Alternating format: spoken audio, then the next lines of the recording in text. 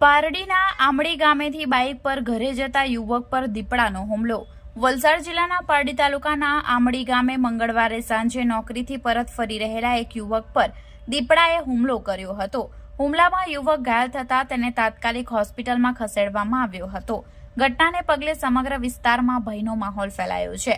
વલસાડના નવેરા ગામે મંદિર ફળિયામાં રહેતા 32 વર્ષીય વિમલ જસવંતભાઈ નાયકા બગવાડા ખાતે ફોર વ્હીલરના શોરૂમમાં નોકરી પરથી બાઇક પર પરત ઘરે જઈ રહ્યો હતો।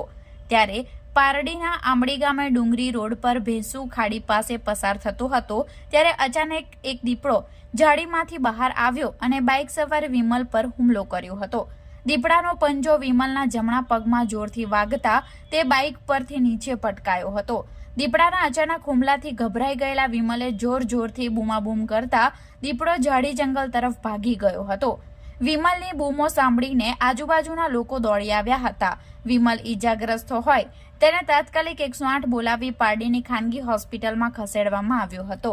આમડી ગામે બાઇક સવાર યુવક પર દીપડાના હુમલાની આ ઘટનાથી સ્થાનિક લોકોમાં ભયનું મોજું ફરી વળ્યું છે। વન વિભાગ દીપડો પકડવા ઝડપથી કાર્યવાહી કરે તેવી લોકોની માંગ ઉઠી છે।